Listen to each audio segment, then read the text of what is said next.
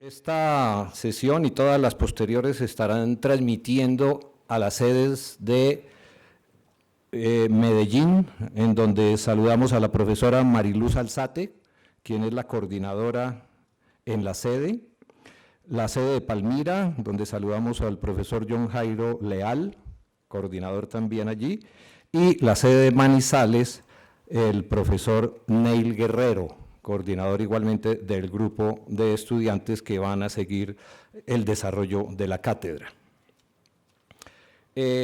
Saludamos igualmente a la profesora Dolly Montoya, rectora de la universidad, al profesor José Félix Patiño, quien tenía programado acompañarnos en esta sesión, pero por problemas de clima, lo cogió un aguacero demasiado fuerte lejos de la universidad y no alcanza a llegar.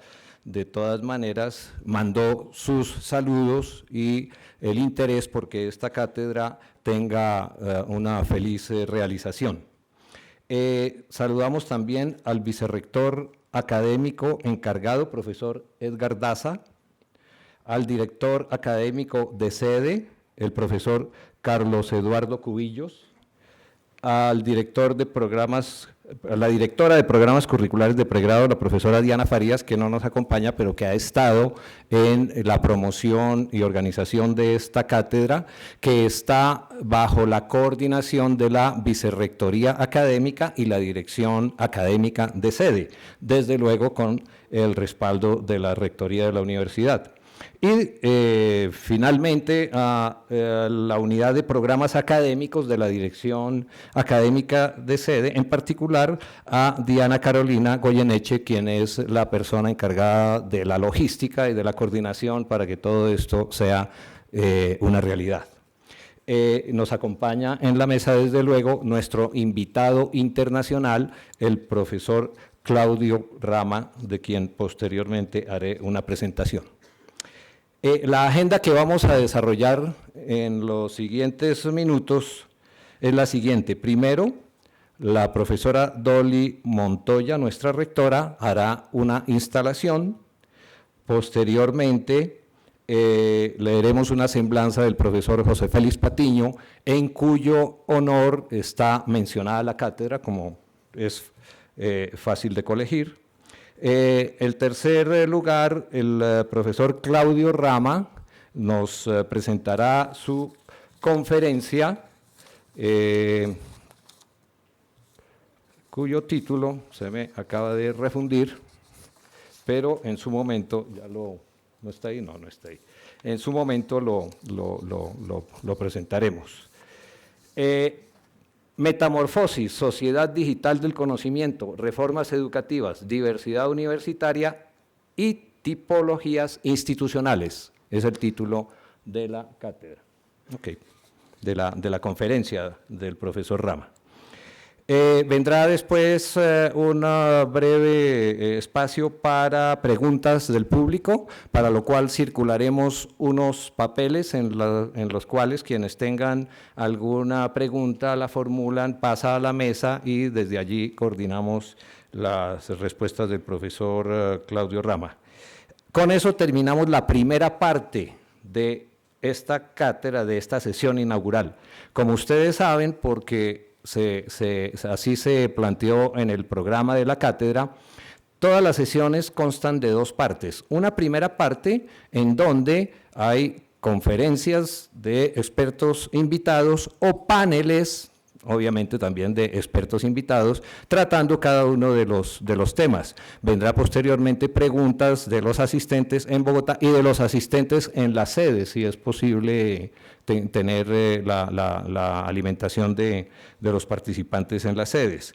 Y posteriormente, en la segunda parte, ustedes, los inscritos en la cátedra, conformarán unos grupos de trabajo y en este auditorio parte de ellos, en los 3 auditorios pequeños auxiliares y en el espacio que podamos ocupar, trabajamos en torno a unas preguntas que en su momento se les entregarán a los grupos que finalmente se configuren, ojalá de distintas disciplinas provenientes de distintas disciplinas de los estudiantes, que en últimas lo que busca es adelantar una reflexión sobre el contenido de cada una de las sesiones. Eso es, una reflexión alrededor de esas preguntas, documentos que se hayan asignado para lectura previa. En esta ocasión había un documento que el profesor Claudio Rama nos facilitó para que se leyera previamente, pero desde luego, como apenas ustedes se acabaron de inscribir el sábado, etcétera, etcétera, pues no ha habido tiempo de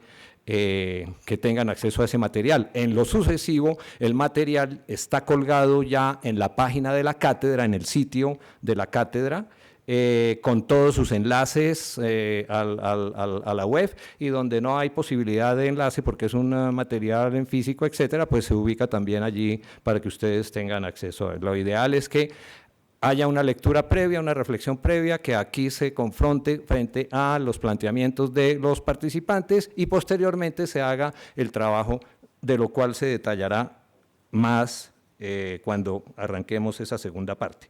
Entonces, en esa segunda parte habrá presentación de la metodología de las sesiones de la cátedra, conformación de los grupos de trabajo y realización del ejercicio. Ese es entonces la agenda para lo que nos espera en el día de hoy. Resaltar que esta cátedra José Félix Patiño es un eslabón adicional de la reflexión que de tiempo atrás se viene adelantando en la Universidad Nacional de Colombia, como primera universidad del país y con su característica de universidad pública. Siempre ha sido una preocupación de la universidad reflexionar en torno a, y no solo reflexionar, proponer, hacer propuestas en torno a la educación superior y en particular la educación superior pública. Hubo una primera edición de la cátedra en el año 2012, más bien esa era una cátedra en CISAS, pero desde el 2007 hubo otra cátedra en CISAS sobre tendencias y debates y retos en el siglo XXI para la educación superior. Posteriormente hubo una asignatura sobre la Universidad Nacional de Colombia en el contexto de América Latina en el primer semestre de 2011 y en el segundo se repitió. La cátedra en CISAR de 2012, Educación Superior, debates actuales y desafíos. En el 2015 se desarrolló la primera cátedra denominada José Félix Patiño, que patrocinada, apoyada también por la Vicerrectoría de Investigación y la Vicerrectoría Académica, en celebración de los 50 años de la Reforma Patiño, en donde se propuso reflexionar sobre la universidad pública, la educación en Colombia, América Latina, en otros países, pero fundamentalmente realizar un ejercicio de prospectiva, pensar la universidad qué iba a ser a 20 años vista de ese momento, es decir, 2015 a 2035, ¿no? Ese fue, que dejó unos documentos muy importantes de reflexión y de proyección de la universidad, que debemos retomar. Uno de los propósitos de la cátedra de este semestre, de esta edición de la cátedra, es retomar esas reflexiones que se hicieron anteriormente, ponerlas en contexto en la actualidad y a partir de lo que los expositores y las discusiones que desarrollemos podamos reflexionar sobre la educación superior pública en Colombia, sobre la Universidad Nacional de Colombia y hacer propuestas hacia dónde puede ir la educación pública, hacia dónde puede ir la universidad, de tal manera que no sea un mero ejercicio de recepción de conocimiento, recepción de mensajes, sino que además, a través del trabajo que vamos a hacer conjuntamente, podemos hacer propuestas para alimentar otras dinámicas que se están dando en el contexto nacional, de lo cual la profesora Dolly conversará más adelante con ustedes. Entonces, es, digamos, una amplia trayectoria, un amplio bagaje, el cual caracteriza a la Universidad Nacional de Colombia sobre la reflexión en torno a la educación superior, que es el propósito que nos planteamos para esta cátedra.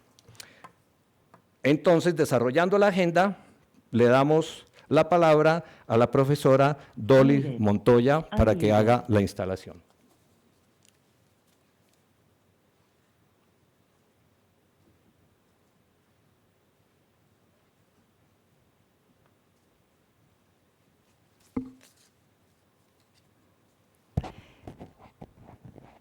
Quiero saludar muy especialmente a todos los participantes de esta cátedra, a nuestros estudiantes que también están presentes en todas las sedes, en Bogotá, Medellín, Manizales y Palmira, a todo el equipo de la Dirección Académica de la Universidad Nacional, de la Vicerrectoría, que han hecho un acuerdo entre el nivel nacional y las direcciones académicas de las sedes para que esta cátedra tenga una cobertura en toda la universidad y que podamos todos ir conociendo cuáles han sido los diferentes desarrollos de la Universidad Nacional en materia política, de propuestas políticas, de política académica, por supuesto, sobre el trabajo que hacemos en educación superior. Quiero saludar también muy especialmente a nuestra mesa directiva, al doctor Claudio Mata, quien es un invitado especial, tiene muchísima experiencia en educación, me acaba de regalar 2 libros que me los voy a leer muy rápido porque me parecen retadores sobre la nueva forma de ver la organización de las universidades, sobre lo que está pasando en el mundo, sobre las dinámicas contemporáneas de la organización universitaria. Y esto me parece que es muy a tono con todo lo que venimos haciendo en la universidad, inclusive desde el semestre pasado y después del exitoso movimiento estudiantil y sus logros a través de tener un programa y un decálogo de peticiones en defensa de la universidad pública y que lograron arrastrar también, no solo en defensa de lo público, en las universidades privadas, a las públicas, sino también a las privadas. También quiero saludar al director encargado, al vicerrector académico encargado, el profesor Daza, está nuestro director académico también de la sede de Bogotá, profesor Álvaro Cerda, que aceptó muy cordialmente coordinar esta cátedra. De todas maneras, hay bastante trabajo que hacer, pero creo que el tema lo amerita. Quiero saludar muy especialmente a nuestra vicerrectora de investigación, a la profesora Luz Teresa, que nos acompaña también hoy, al profesor Gabriel Misas, que ha sido también clave en este proceso, y decirles que es muy importante. Voy a contarles un poco de cómo se genera toda esta idea y cuando les voy a contar un poco de historia. Cuando llegamos a la rectoría vimos que había habido muchos movimientos, muchas reuniones del movimiento estudiantil en diferentes ciudades, y habían hecho reuniones masivas de 2.000 y 3.000 estudiantes en las regiones. Pero se quería defender lo público, pero no había una estructura muy clara de cuál era la información que teníamos y qué era lo que necesitábamos pedir en ese momento. Y conformamos un grupo de profesores destacados de la Universidad Nacional que han hecho, que son columnistas, que han sido rectores, vicerrectores, que han trabajado en diferentes ámbitos de la vida nacional y han tenido experiencias diversas, para que nos ayudaran a analizar con el grupo del SUE, que tiene el análisis de 20 años de las cifras de la educación pública colombiana, cuál era el estado de las universidades públicas del país y la necesidad de ser atendidos más directamente peticiones por el Estado, pero sobre todo ante una necesidad que veíamos de cómo los recursos de la educación pública iban siendo transferidos a la educación privada, y que no se abrían espacios para diferentes, sino que con los mismos recursos de la educación pública se estaba tratando de apoyar a la educación privada, y eso ya se hacía en materia de investigación, cosa que es natural, pero era en inversión y en incentivos a la demanda, más que en fortalecimiento de las instituciones de educación pública. Por eso, este grupo de profesores construyó un decálogo que luego fue acogido y que luego sabemos todo lo que pasó. No me quiero detener en esa parte, pero sí quiero decirles que de ahí surgió el Centro de Pensamiento en Políticas de Educación Superior, que tenemos un compromiso de establecer una política pública de educación superior, sobre todo una política de Estado, que tenemos que repensar la manera de pensar la educación superior y que esto hace que tengamos un gran reto y que sea un reto muy estimulante tanto para los estudiantes como para los profesores, como para todos los directivos de la Universidad Nacional de Colombia. Por eso estoy muy contenta de estar en esta cátedra que ya concreta los trabajos del Centro de Pensamiento, que los centros de pensamiento son una línea de la Escuela Permanente de Pensamiento Universitario de la Vicerrectoría de Investigación, y el Centro de Pensamiento cuenta con el apoyo de la Vicerrectoría de Investigación, y quiero pues ser muy enfática en que este es un trabajo colectivo, que construimos de manera colectiva, que estamos construyendo desde abajo, como lo hicimos también con el Plan Nacional de Desarrollo, y acaba nuestro Consejo Superior Universitario de aprobar el Plan Nacional de Desarrollo, que fue una tarea muy bonita, porque logramos estar nosotros presentes en este plan.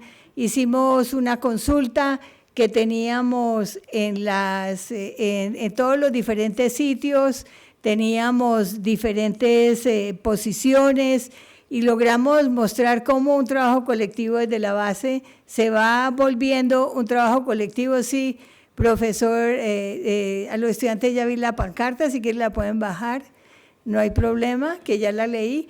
Y entonces es muy importante que no nos desviemos del objetivo que hoy tenemos en la universidad, y por eso tenemos la tarea, en primer lugar, en el plan de desarrollo lo que planteamos fue la formación de jóvenes integrales como agentes de cambio ético con conciencia social, jóvenes integrales que se respeten a sí mismos, que respeten al otro, que respeten a la comunidad, que respeten al medio ambiente y que sean agentes de cambio, porque realmente esa es la tarea que tenemos que abordar. Y como primer punto, también esto implica, si queremos formarse jóvenes integrales, tenemos que tener una comunidad universitaria integrada, y eso quiere decir que la calidad del diálogo en la comunidad universitaria tenemos que darle mucha calidad a ese diálogo,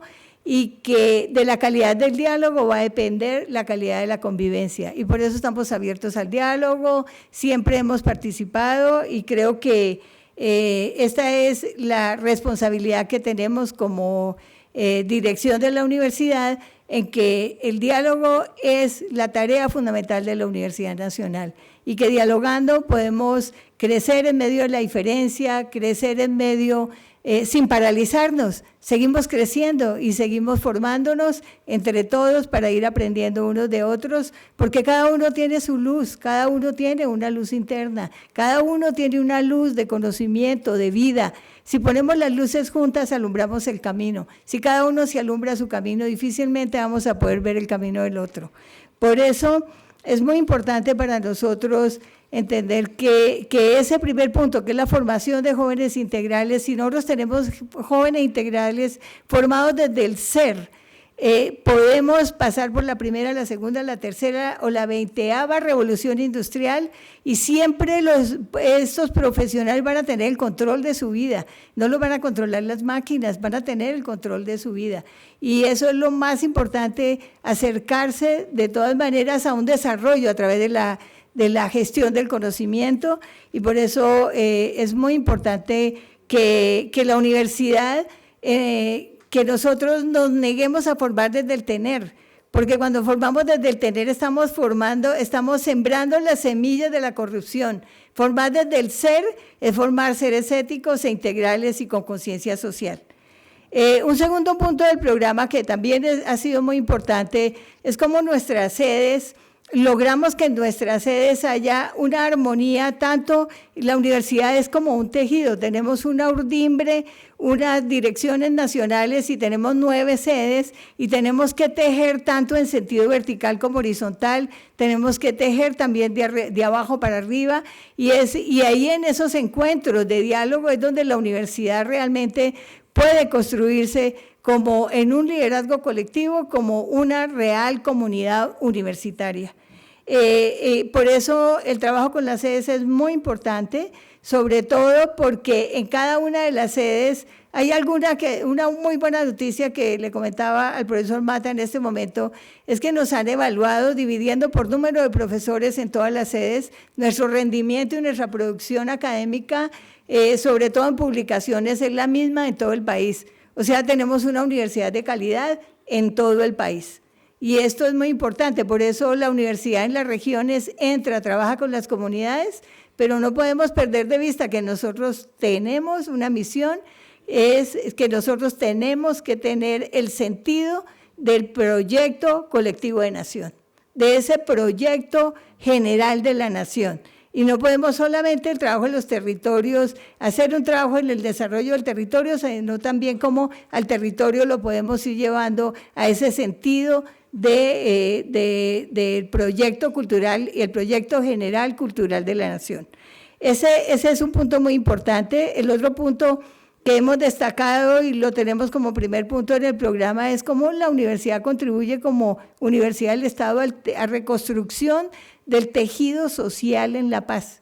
Desde la Vicerrectoría de Investigación está haciendo un esfuerzo enorme por mirar, es que todas las sedes hacemos trabajo para la paz, lo hacemos en las sedes de frontera, en las sedes andinas, en todas las sedes, pero no hemos logrado todavía ni siquiera nosotros mismos saber qué tanto es lo que hacemos y cómo podemos ordenar esas redes de cultura, ciencia y tecnología para la paz, porque los territorios se desarrollan a través de la cultura, la ciencia y la tecnología. O sea, una comunidad no se empodera si no tiene cultura, ciencia, tecnología e innovación, porque se requiere que ellos también tengan autonomía y calidad de vida. Por eso la universidad ha trabajado muchísimo en La Paz, estuvo en las mesas de La Habana, ha estado en todas partes y nosotros tenemos que honrar todos esos acuerdos que se llegaron y honrar los acuerdos que tenemos también como universidad de luchar y de ser siempre un líder propositivo en propuestas de paz. Y la paz empieza por nosotros mismos, empieza porque nosotros mismos estemos en paz, porque estemos en paz con el otro, porque estemos en paz de manera colectiva. Nadie da de lo que no tiene, eso sí es cierto. Entonces, por eso estamos muy interesados en que nuestra comunidad universitaria sea una comunidad muy sólida.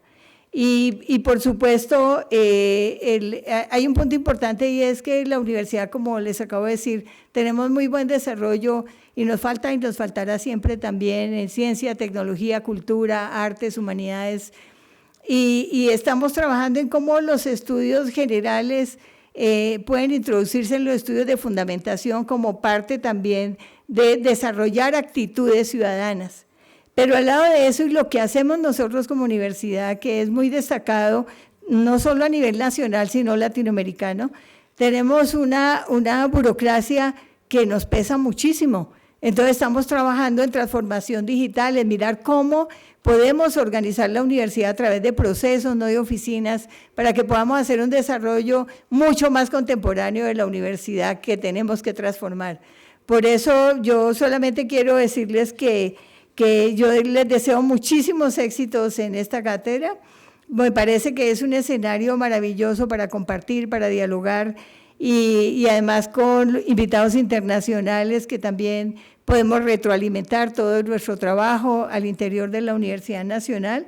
Me parece que el diálogo tiene que ser un diálogo universal porque la universidad tiene que ser como universidad como la que hemos venido definiendo y la que se definió hace ya siglos como una universidad que debe ser universal, autónoma, científica y digamos que además de científica tiene que ser culturalmente muy desarrollada, pero que sus cuerpos corporativos y su organización tengan que funcionar muy claramente.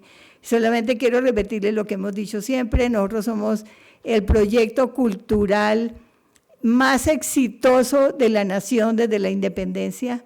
Hemos pasado 44 gobiernos, estamos en el gobierno número 45 y no nos alineamos ni con partidos políticos ni con religiones, pero además tenemos por ese mismo sentido de defensa de lo público y de universidad del Estado, la responsabilidad de las propuestas de política de Estado, sobre todo para educación superior, pero también para la salud.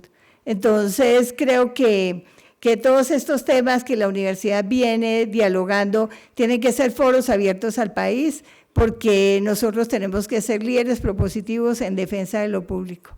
Pues muchos éxitos y muchas gracias a todos.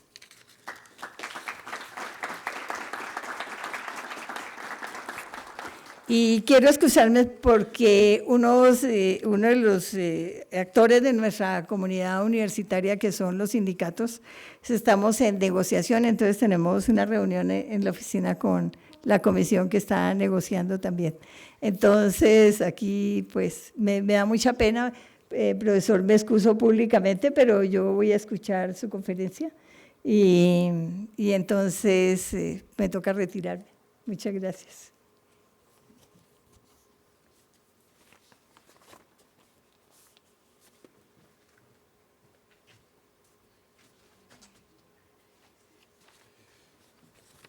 Muchas gracias, profesora Dolly.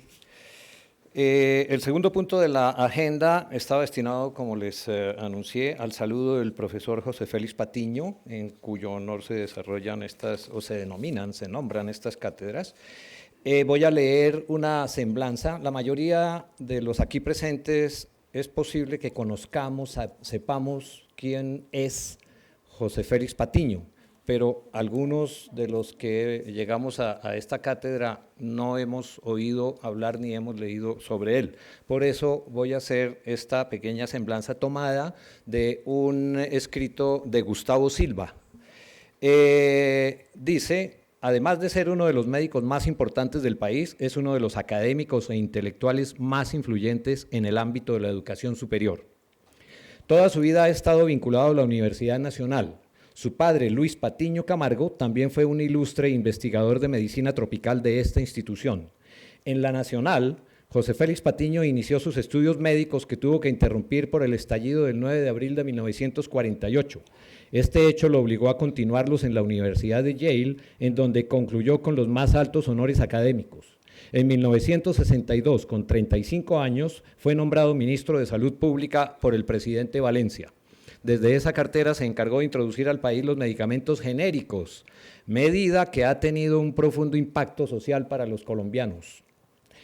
Este intelectual cumplió 92 años hace 2 meses. Ha hecho por la medicina del país un invaluable aporte desde la práctica, la cátedra y su influyente reflexión sobre la formación del médico. Por cerca de 10 años fue el director ejecutivo de FEPAFEM, desde donde introdujo importantes cambios a los currículos médicos de toda Latinoamérica. Fue el mentor y coordinador del grupo que creó la Facultad de Medicina de la Universidad de los Andes y es cofundador de la Fundación Santa Fe de Bogotá, una de las clínicas más importantes del país. En la actualidad hace parte del Consejo Superior Universitario de la Universidad Nacional de Colombia. Bueno, no sé si actualmente, pero en el momento de este escrito sí. Quienes lo conocemos sabemos de su gran calidez humana y su infranqueable honestidad intelectual. Ama la ópera, en especial a María Callas, de quien escribió una biografía meticulosa que ya va por la 4ª edición. Su último libro, Pensar la Medicina, de 2014, es una muestra del gran poder intelectual que posee, pues aborda los aspectos fundamentales de la medicina, su historia, su filosofía, la formación del médico y su responsabilidad humanitaria. Para realizar una crítica precisa a nuestro actual sistema de salud derivado de la Ley 100 de 1993.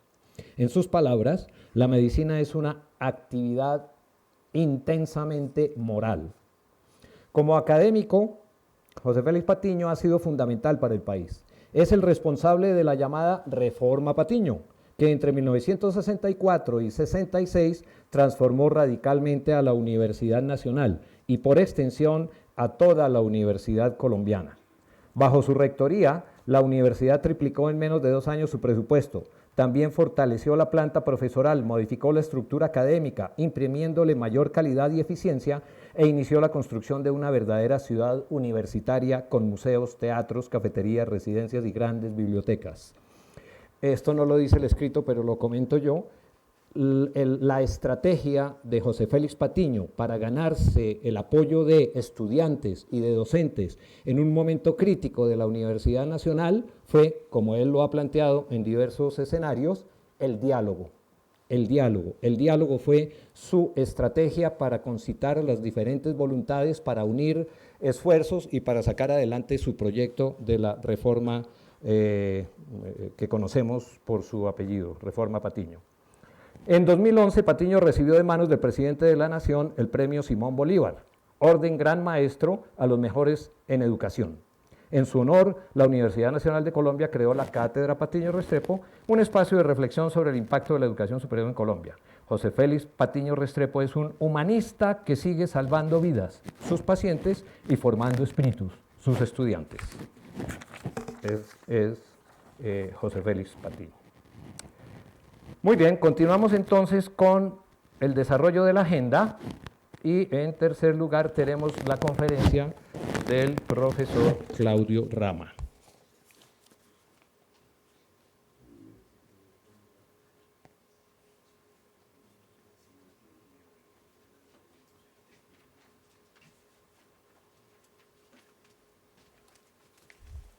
El profesor Claudio Rama es especialista en gestión y políticas universitarias, economista, especialista en marketing, especialista en educación a distancia, máster en gerencia educativa, doctor en educación, doctor en derecho y 4 postdoctorados, investigador de la Facultad de Educación de la Universidad de la Empresa UDE en Uruguay, nivel 2, en el Sistema Nacional de Investigadores. Es director del doctorado de Educación Superior Universitaria de distintas instituciones en Argentina y de los doctorados de la UDI en Panamá. Es asesor de UCASAL en Argentina. Es director del Observatorio de Virtual Educa.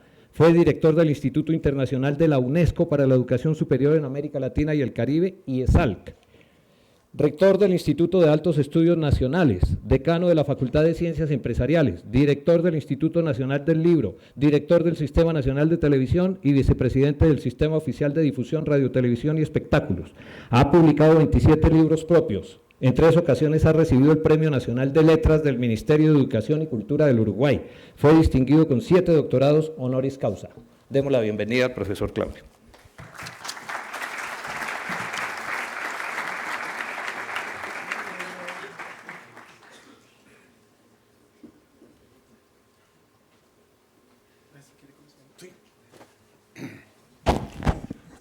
Buen día a todos.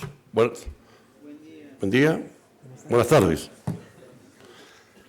Estoy en Cartagena, preciosa ciudad, instalado unas semanas, y salí pensando que Bogotá tenía el calor de Cartagena. Cuando llegué al aeropuerto,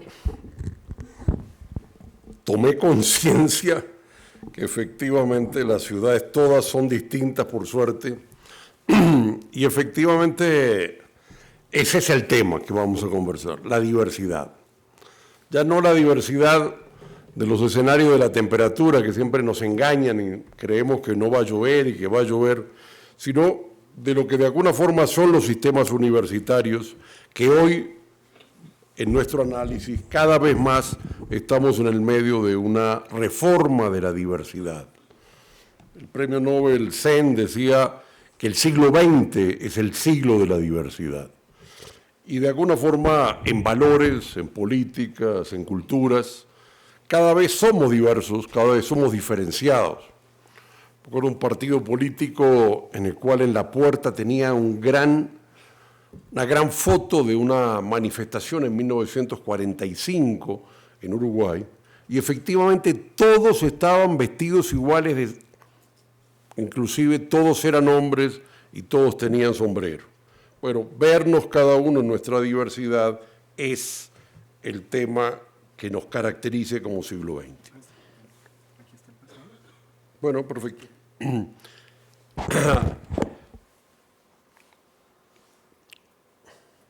Esta lámina la tomé de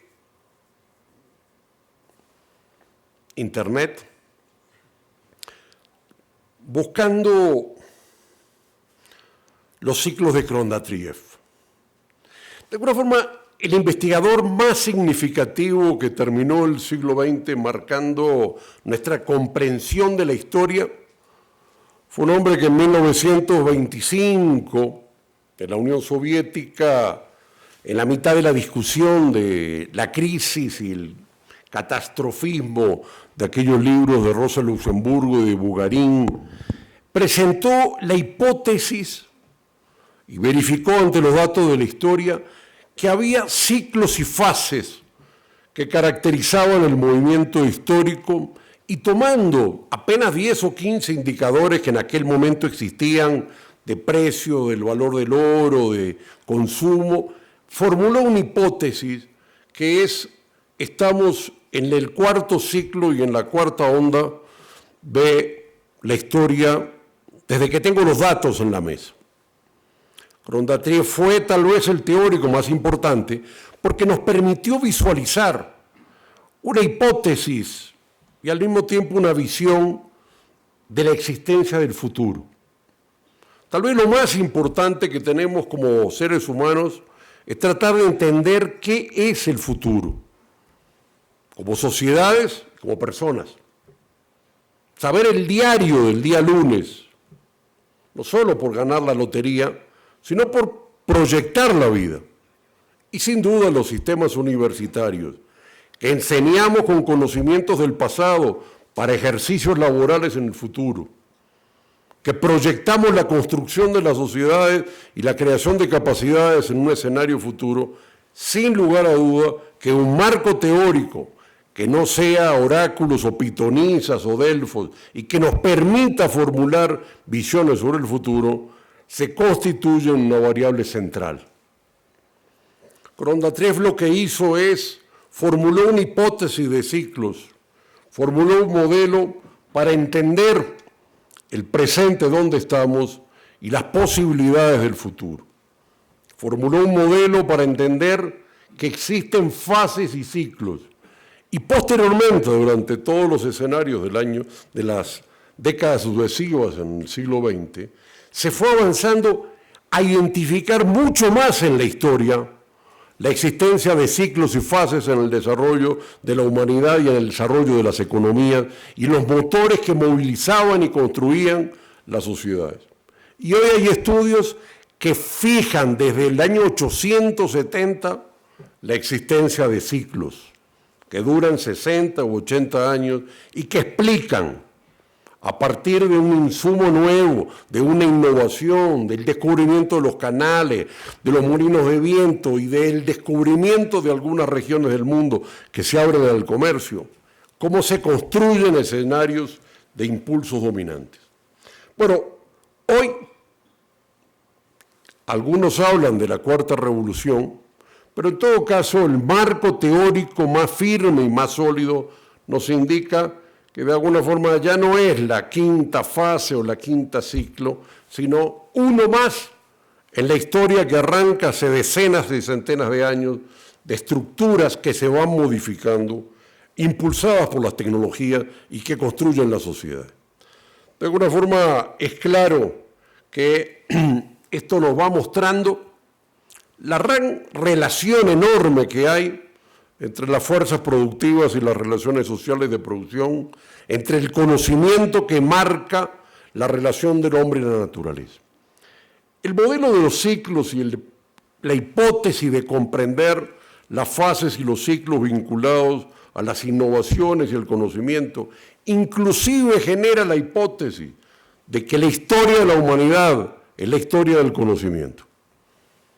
La historia que mueve las fuerzas sociales, que construye las sociedades, es el conocimiento y eso ata indisolublemente la educación, la universidad, la investigación a las grandes fuerzas del desarrollo de las sociedades.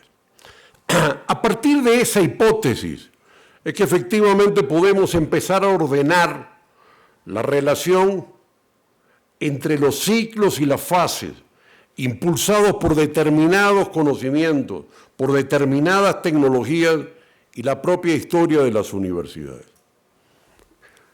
Hoy estamos comenzando a interpretar la historia como la historia no solo de las economías y las sociedades, sino la historia de las universidades, las historias del conocimiento, y sin lugar a duda visualizando en el desarrollo de nuestras capacidades institucionales como universidades, nuestro aporte y nuestro elemento central para impulsar la sociedad.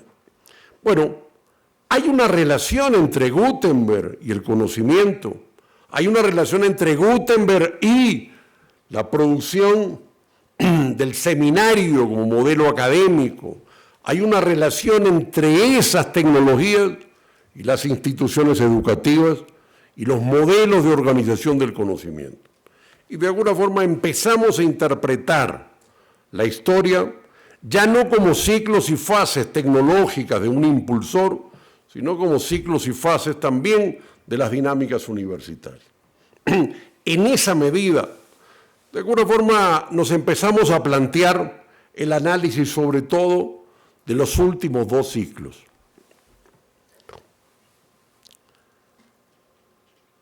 La cadena de montaje, el Fordismo, la producción de autos idénticamente iguales, constituyó el gran ciclo que transformó el siglo XX y que estructuró bajo ese modelo parte de las organizaciones de las sociedades. No estamos demasiado distantes cuando hace 100 años festejábamos, hace pocos días, el aniversario de la Reforma de Córdoba, a las transformaciones sociales que nuestras sociedades desarrollaron a inicios de la década del 20 en el continente latinoamericano y que estuvieron asociadas a ese ciclo. Los ciclos, la historiografía moderna, y muchos de aquí vendrán de las escuelas de Brodel, van ubicando esas grandes olas de 60, 80 años.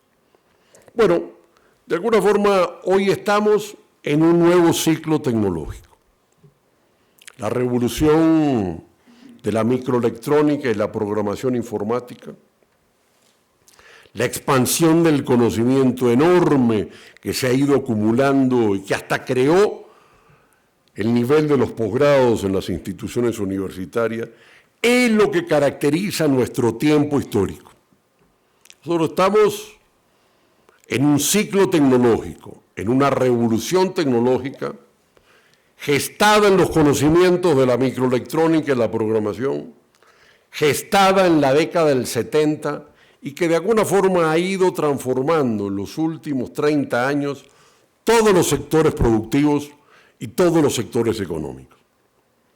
Estos ciclos tienen un conjunto de innovaciones, un ciclo en el cual se van generalizando estas tecnologías, se van generalizando y finalmente se consolidan las estructuras. La cadena de montaje y la aparición de los primeros vehículos en 1908 no determinó el ciclo del Fordismo. Se pudo generalizar cuando la base productiva se estabilizó y sobre todo cuando cambiaron las infraestructuras, cuando hubieron las carreteras, cuando las estaciones de gasolina se desarrollaron en todo el continente americano, cuando la presa de Hoover pudo poner electricidad, cuando la energía barata se desarrolló, este modelo, el modelo del Fordismo, el modelo de la cadena del montaje, se generalizó a todo el mundo.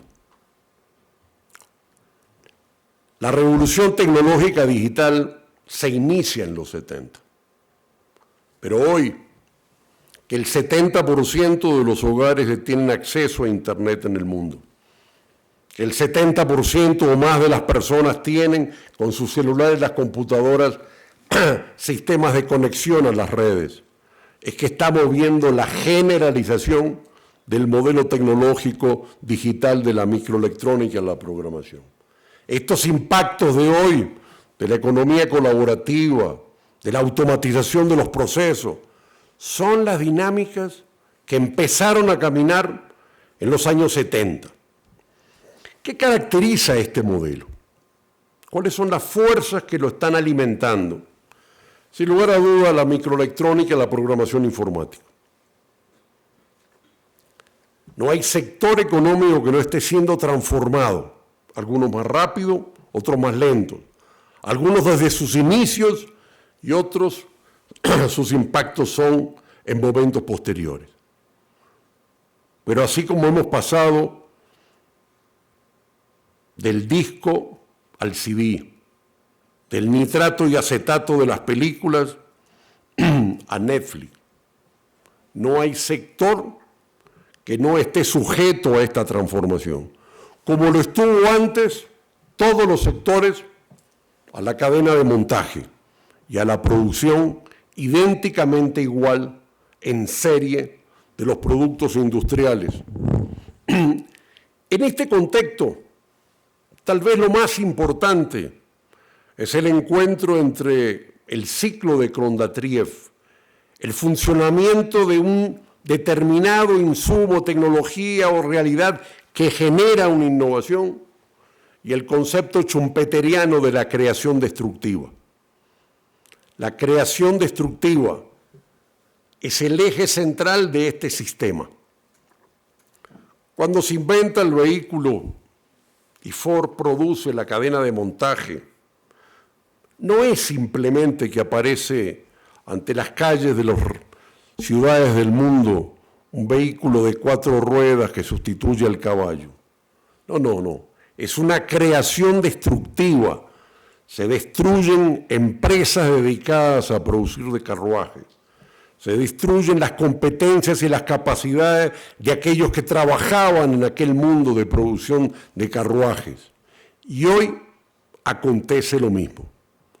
Toda creación sujeta a la innovación, toda creación no incremental sino rupturista, es al mismo tiempo destructiva. Ese tipógrafo que trabajaba en plomo en las máquinas de los periódicos desapareció ante las computadoras y la informática y directamente la incorporación del texto desde el periodista hasta casi las páginas de la rotativa.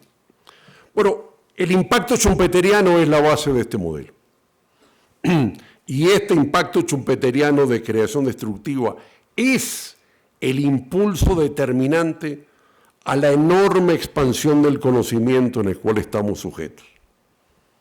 No hay dimensión para comparar lo que es la fase del capitalismo del conocimiento o el capitalismo cognitivo que está impulsando permanentemente patentes y producción de conocimiento, estudiantes y egresados, y todo lo que significa un capital humano y un egreso universitario y profesional que está transformando completamente la sociedad. La expansión del conocimiento, la expansión de una matrícula de élite universitaria, la introducción del conocimiento como eje de la sociedad es la correlación de esta dinámica schumpeteriana y de esta dinámica de un modelo que puso la microelectrónica en la programación informática y que permite en ceros y unos incorporar valor a los procesos de trabajo. Y en esta dinámica, sin lugar a duda, que están cambiando las estructuras de las demandas de las sociedades y sin lugar a duda que en estas dinámicas se están transformando radicalmente las competencias y las oportunidades de vida de las personas. Estamos ante una enorme expansión de las capas medias en el mundo. Las estructuras sociales están en una transformación enorme. Y si las clases medias se expandieron en los 50 en los Estados Unidos y en los 60 en Europa, desde ese momento están conformando enormes cambios sociológicos. Sin lugar a duda, así como el campesinado desapareció y la clase obrera está en un proceso de avance hacia su reducción sistemática, estamos correlativamente con este sistema del conocimiento en una enorme expansión de capas medias alimentadas en los sistemas educativos y universitarios. Bueno, y el comercio, sin lugar a duda que el comercio es cada vez más, no los viejos modelos de materias primas y productos industriales, sino cada vez más un comercio asociado a la densidad tecnológica y al conocimiento en los procesos de producción. Es un ciclo que está cambiando radicalmente, que empezó tal vez en un garaje escondido entre Billy Gates y Stephen Jobs, pero que hoy puso a las 5 empresas más grandes a la cabeza de la producción mundial,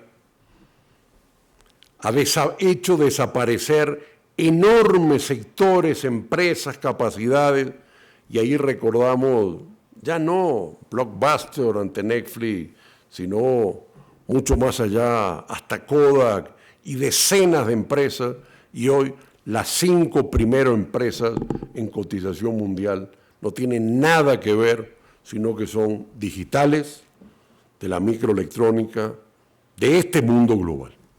Bueno, en este contexto, asumamos que la educación es un puente. Comprendamos que la universidad y los sistemas educativos son un puente que lleva del conocimiento al mercado de trabajo o a las trayectorias individuales de las personas.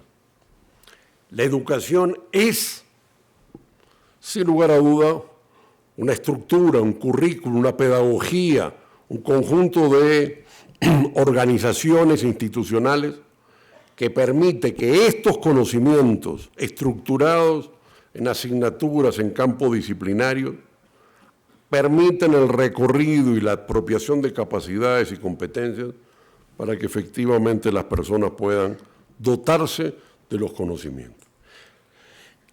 Este puente, este escenario de la educación como un puente, es un puente entre arenas movedizas, porque los conocimientos sobre los cuales se apoya una parte del puente están en enorme transformación. La utilidad de los conocimientos, la duración en el tiempo de las teorías, la vigencia ante la obsolescencia y la depreciación y, sin lugar a duda, la renovación del conocimiento que caracteriza el mundo actual. Y, por el otro lado, mercados de trabajo, espacios de tareas del mundo que están en proceso de recomposición enorme. Todos los días aparece un conocimiento y todos los días cambia un espacio laboral. Algunos recuerdan las carreras de bioanalista que estudiaban la sangre, que eran de 4 años, para efectivamente crear capacidades y profesionales de bioanálisis que estudiaban con un microscopio cuáles eran las características de 3 o 4 componentes de la sangre. Bueno, hoy desapareció. Los estudios de la sangre tardan 1 minuto y dicen la posología requerida y cuál debería ser para determinada edad y sexo, cuál el componente medio que tendría este componente de la sangre.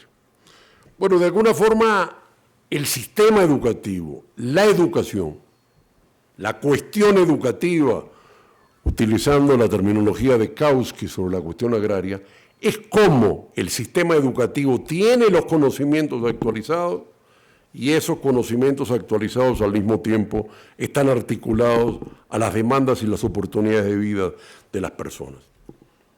De nada sirve estudiar Fortran o COBOL, porque eso ya no se usa y la programación es en base web.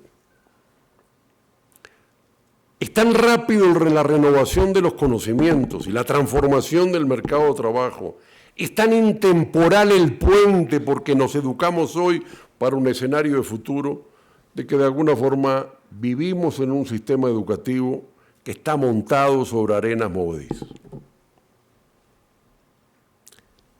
Aunque, como dijimos al comienzo, las teorías de Kondratiev y el estudio de los ciclos nos permitan visualizar el escenario del futuro, sin lugar a duda que el futuro es incertidumbre y cambio.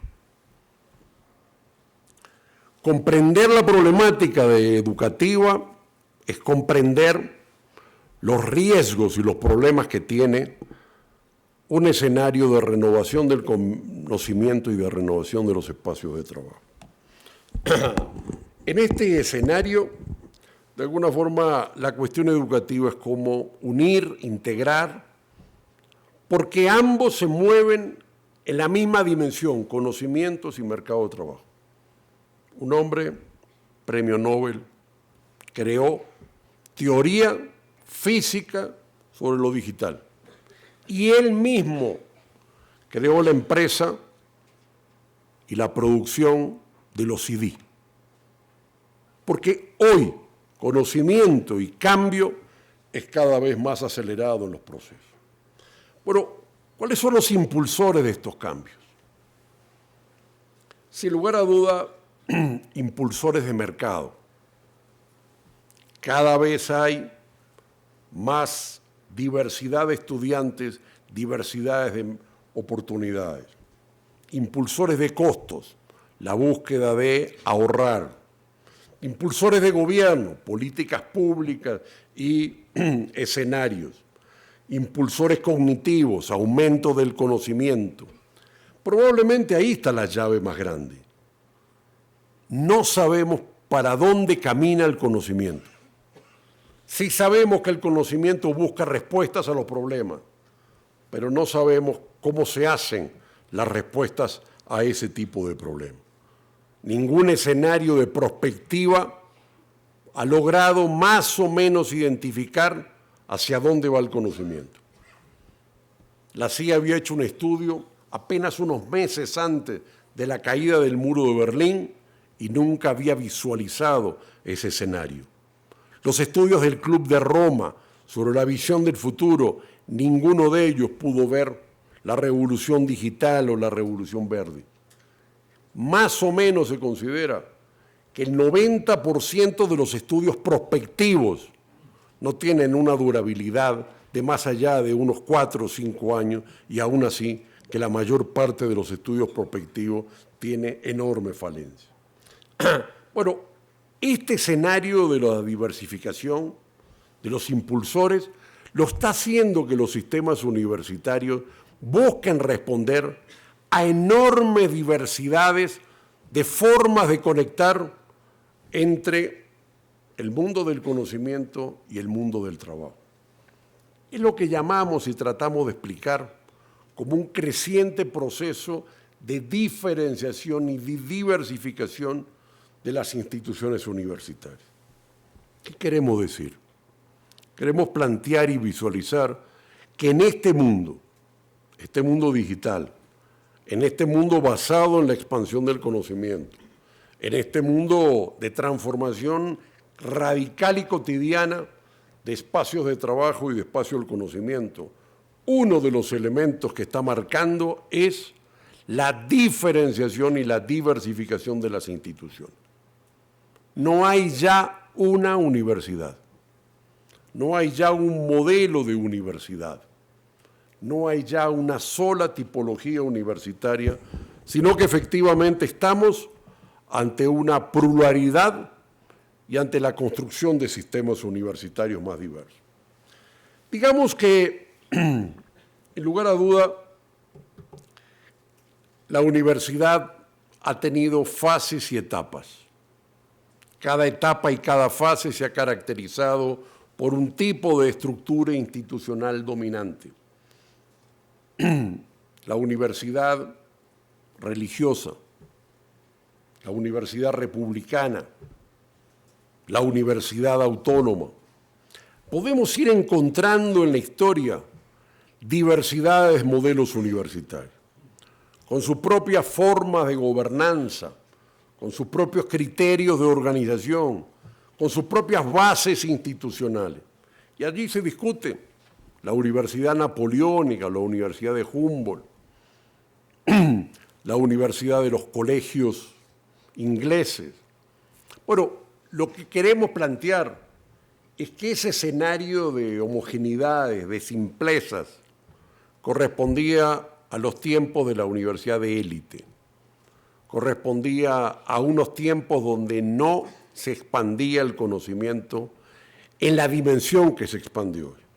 Y que de alguna forma las dinámicas de fases y de reforma, si bien han estado en la historia misma de las universidades, hoy la concepción de un arquetipo universitario es cada vez más falaz y cada vez más inútil, y que de alguna forma nos corresponde pensar ya no en universidades, ya no en modelos universitarios, sino en sistemas universitarios diferenciados, diversos, y que el eje central no es qué es lo que la universidad hace, sino lo que el sistema universitario como un todo pueda realizar.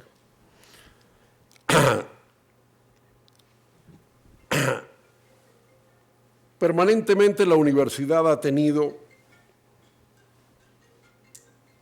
aprovechamos el ruido de la conversación, ¿qué decía? Sí, no. Permanentemente el escenario de las concepciones y los tiempos históricos universitarios se caracterizó por un modelo más simple y más tradicional y un arquetipo de universidad en cada tiempo histórico. Y un arquetipo de universidad y también un arquetipo de conflicto.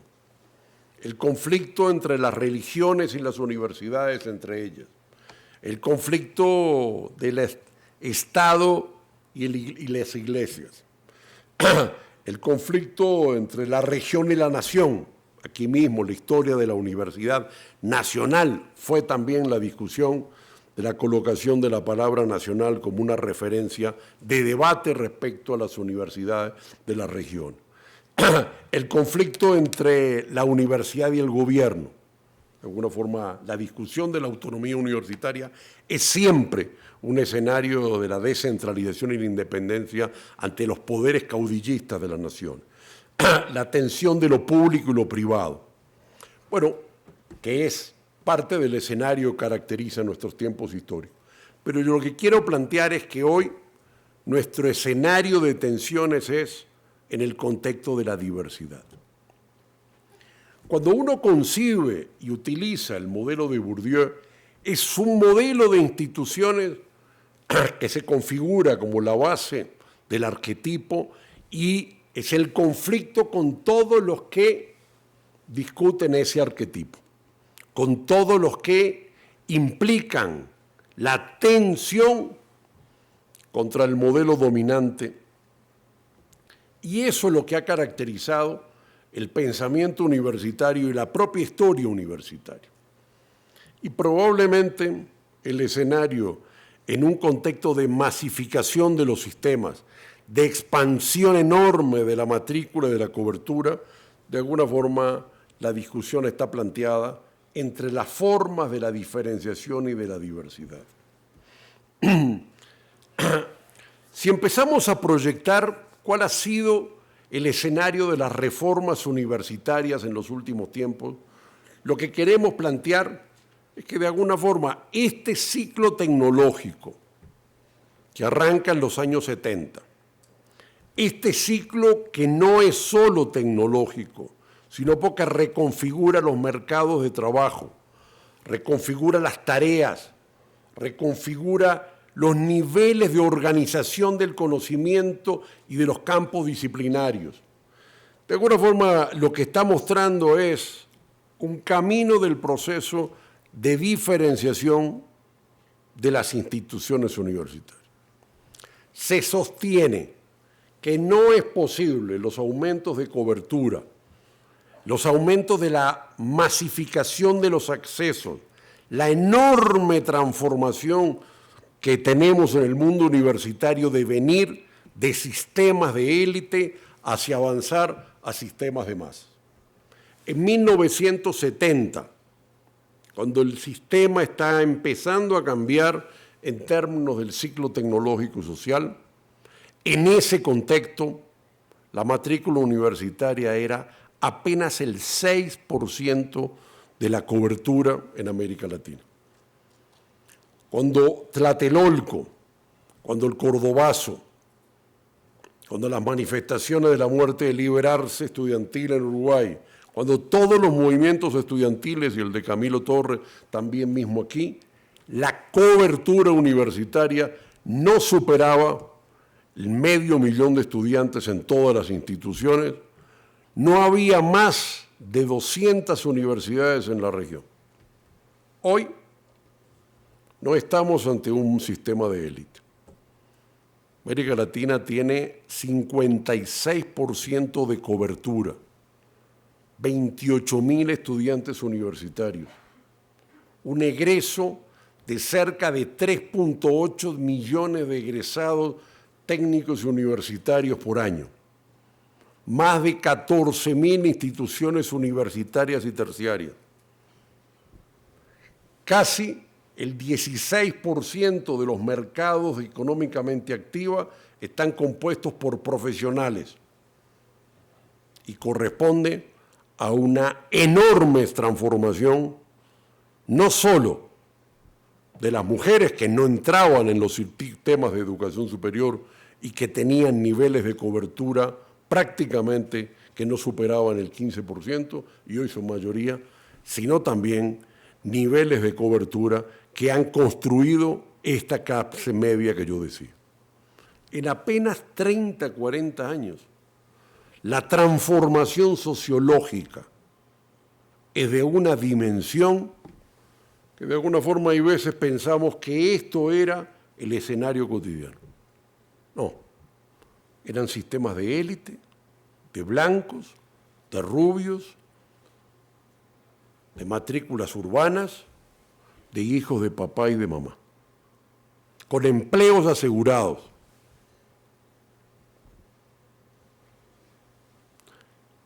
El escenario actual es apenas un punto en una transición aún mayor que nos va a dar que probablemente termine el siglo con una cobertura que puede rondar el 80-90% de jóvenes de 18 a 24 años estudiando en las aulas universitarias.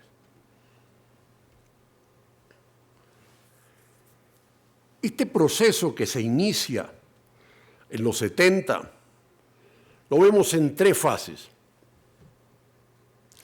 Primero, en lo que llamamos la reforma de la diferenciación, la expansión de lo privado, que de alguna forma fue conformando ante un sistema que en la mayor parte de los países, no es el caso de Colombia, no había universidad privada. Ello conformó un gran modelo dual público-privado. Posteriormente vimos una gran reforma de la regulación que propendió a establecer estándares y criterios ante la piratería y la mercantilización de la educación privada, pero que también reconocía el escenario del impacto enorme que ha tenido la matrícula privada, que hoy ocupa el 50% de la cobertura universitaria en América Latina. Sin educación privada no tendríamos tampoco los niveles de cobertura que tenemos hoy. Y en este contexto, de alguna forma, lo que asistimos hoy es a la reforma de la diversidad. La diferenciación es cantidad de instituciones públicas o privadas que cumplen los mismos fines. La diversificación es cada vez más diferenciado, currículum, pedagogía, modelos de gobernanza, organizaciones institucionales, perfiles del egreso y así funciones universitarias. De alguna forma, nuestro escenario es cada vez ni la libertad de las instituciones, sino la libertad de las diversidades, del bien público que plantea. Quiero en este escenario plantear en el medio lo que fue la reforma de la regulación. La reforma de la regulación es el establecer estándares, el establecer criterios, el establecer homogeneizaciones universitarias y que de alguna forma planteaba las jerarquías universitarias. El modelo tradicional es que es más importante la formación profesional que la formación tecnológica. Es más importante la institución de la capital que la institución regional. Es más importante la institución autónoma que la no autónoma. ¿Es ese el escenario de los sistemas universitarios del futuro? Bueno, lo que se aprecia cada vez más es que de alguna forma estamos avanzando al pasaje de unas jerarquías universitarias a unos sistemas homogéneos y diversificados. Lo universitario por arriba de lo técnico. Lo técnico como una tarea puntual sin teoría. Y el profesional estrictamente formado en la teoría sin competencias técnicas. Esa es la historia del pasado. Esa es la historia del profesional que actuaba a través de los técnicos, de otras personas. Ese no es el mundo del futuro. De alguna forma, lo que estamos viendo claramente es que de alguna forma hay claramente una nueva jerarquización en esta dinámica universitaria. ¿Qué ha pasado en estas últimas décadas? Primero, enorme cantidad de funciones, tareas que eran realizadas por técnicos, hoy son universitarios. Las enfermeras, analistas de marketing, técnicos en informática. Y así son decenas de tareas y de funciones que eran vistas en un esquema jerarquizado y piramidal por el cual había un profesional arriba y un técnico abajo. Este esquema es lo que se ha ido desapareciendo. Muchísimas profesiones, muchísimas tareas, de alguna forma son parte de un camino de universitarización de la formación terciaria. Y cada vez más avanzamos a una sociedad en la cual lo terciario va lentamente reduciéndose hacia un escenario de lo universitario. Figuras nuevas, el tecnólogo. ¿Qué representa? Representa el cambio de una dinámica que puso antes la teoría, el profesional en la gestión en los mundos del trabajo, sin componentes prácticos, y un tecnólogo que irrumpe no solo con componentes prácticos, sino con componentes teóricos también. Si la universidad era teoría, hoy la universidad es teoría y práctica. Es la universidad que tiene pasantías y prácticas profesionales. Es la universidad que tiene talleres. Es la universidad que tiene laboratorios. Es la universidad que cada vez tiene más componentes prácticos en su proceso. Y que de alguna forma no actúa el profesional a través de otros, sino directamente en trabajo en equipos. Y al mismo tiempo, el escenario de los técnicos que no comprendían, sino que estrictamente era para reparar, instrumentar, de alguna forma hoy es un esquema mucho más homogéneo. Esa es una gran transformación en los sistemas universitarios. La otra gran transformación que tenemos en curso es la posgradualización. Los sistemas universitarios eran terminales, terminaban en la educación superior y la educación superior era la universidad y el grado. Hoy, la educación superior no es la universidad. La educación superior es el posgrado. La educación superior es el conocimiento básico en un campo disciplinario. El posgrado es el conocimiento especializado. Esto no es nuevo. En 1800, cuando se va consolidando la Universidad Napoleónica, la Universidad de Humboldt, la Universidad Moderna, de alguna forma es el resultado de todo el renacimiento que creó nuevos conocimientos que se colocaron en un nuevo ciclo, que es el ciclo universitario. Hoy lo que estamos teniendo es todos estos conocimientos que se han ido expandiendo desde la década del 50 en adelante y que se han motorizado mucho más con la revolución tecnológica, se constituyen en un nuevo nivel universitario complejo, diferenciado, especializaciones de maestría, doctorado y postdoctorado y todas sus características internas. De alguna forma lo que estamos es en una reconfiguración de los sistemas universitarios. Reconfiguración por la dinámica del aumento de su tamaño. Reconfiguración por el aumento de la desaparición de las viejas jerarquías entre el nivel universitario y el nivel técnico o terciario.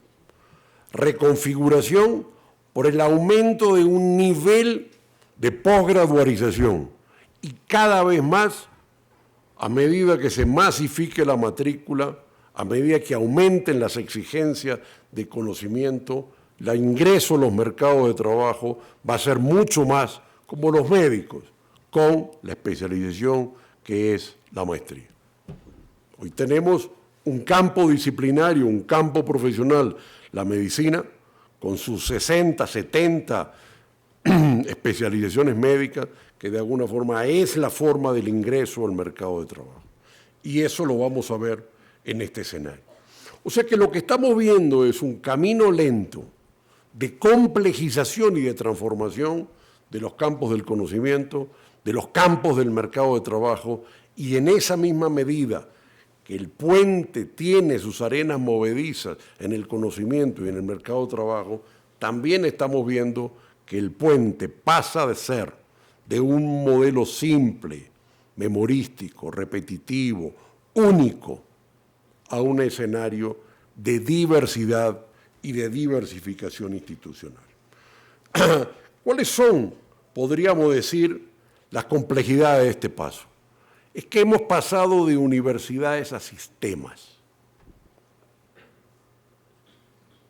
Hemos pasado de una sola institución que puede responder a cubrir todas las demandas de conocimiento y de espacios de trabajo, a cada vez más diferenciación y diversificación de instituciones con puestos de trabajo, con perfiles de egreso, con formas de organización del conocimiento absolutamente diferenciadas y propias.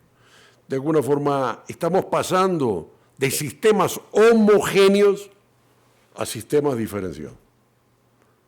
Estamos pasando de un solo modelo universitario, el arquetipo de Humboldt o el arquetipo de la Universidad Napoleónica o el arquetipo de la universidad que queramos poner en la mesa, a un escenario de diversidad de arquetipos y diversidad de tipologías universitarias. Y esto, de alguna forma, va planteando también el escenario de políticas de evaluación absolutamente diferenciadas. Einstein decía que si ponemos a todos los animales con la misma prueba, sin lugar a duda, y si el examen, y lo ponía él, es subir al árbol, le será mucho más fácil al mono de que al pez o al elefante. De alguna forma esto nos lleva también a temas de política pública. Si la realidad es diferenciada y diversa, si los marcos cognitivos y los modos de organización del conocimiento no son los mecanismos tan simples del modo 1, sino mucho más complejos en las formas interdisciplinarias o transdisciplinarias y en los nuevos espacios de construcción de profesiones y de perfiles de egreso, sin lugar a dudas que no podemos tener un escenario de instituciones simples. Bueno, esta es la reflexión de la multiversidad, de las multimodalidades, de los multicurrículum, de los multipertinencia, de la multipedagogía, ¿correcto? De las multitipologías. De alguna forma, probablemente el eje de la reflexión es Durkheim y la sociología del siglo XIX. la expansión, la división del trabajo, la división social y técnica del trabajo, va haciendo que cada vez, a medida que se expande el conocimiento, se expande y se divide más las áreas del mundo del trabajo. El mundo en alguna época fue el intercambio de cazadores y recolectores. Ese era el mercado y esa era la división del trabajo. Unos cazaban, otros recolectaban. El mercado era el intercambio supuestamente entre cazadores y recolectores.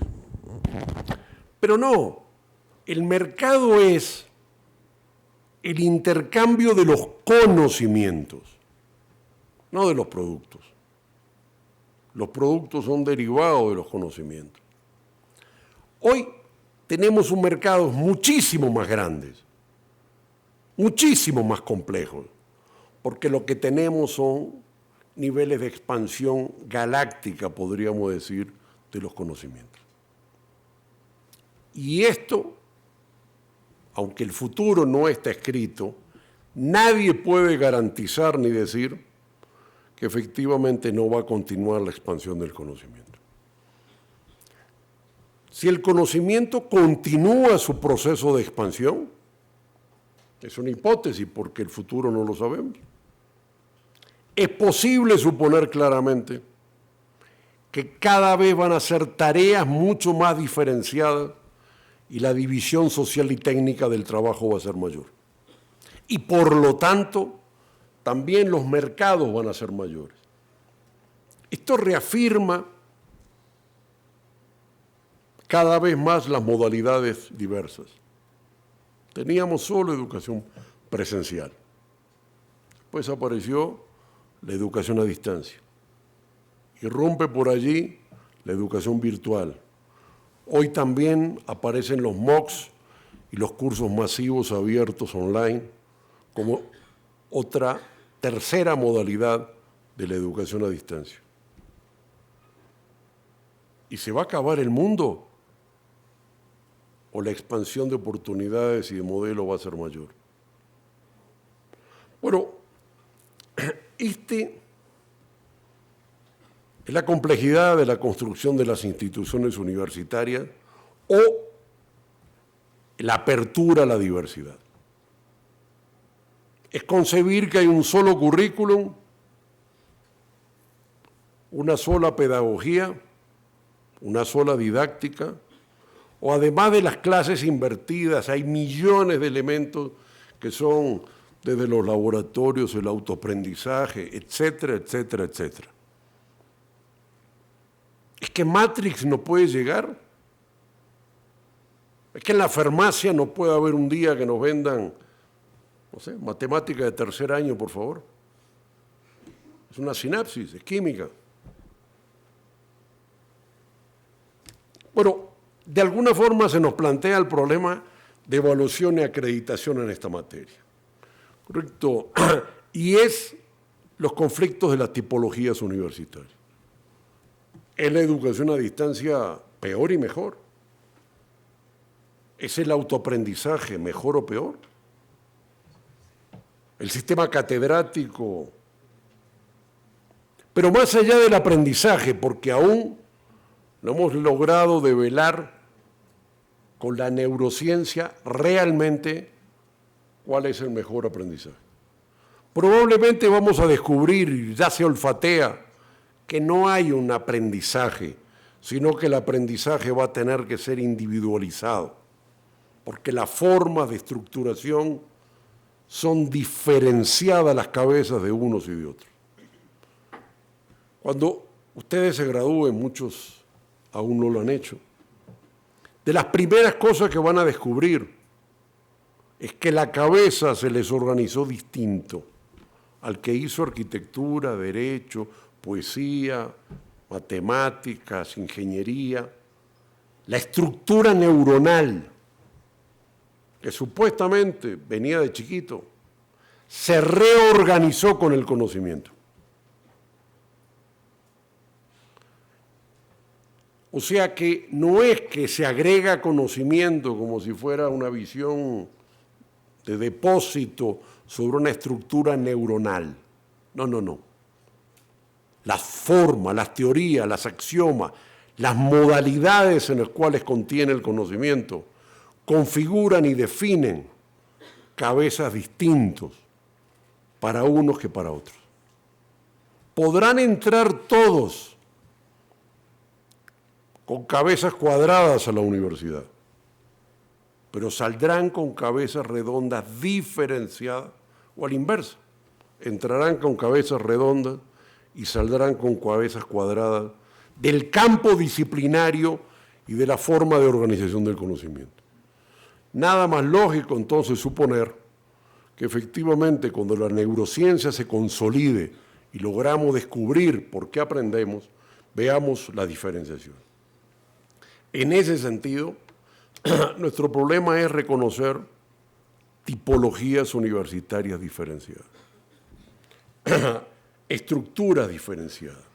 No, como decíamos hoy, una sobre otra, la tecnológica sobre esta y esta sobre la otra, sino un escenario diferenciado. Quiero terminar en esta materia que de alguna forma hay claramente cada vez más diversidades institucionales. Universidades tecnológicas, politécnicas, laicas, religiosas, a distancia y virtual, pedagógicas, militares y civiles, multiculturales, especializadas. Hace 20 años en Colombia impulsábamos y peleábamos para que se creara la Universidad Indígena con el Consejo Regional de Indígenas del Cauca y la Organización Nacional de Indígenas de Colombia. Es que no puede haber una universidad indígena.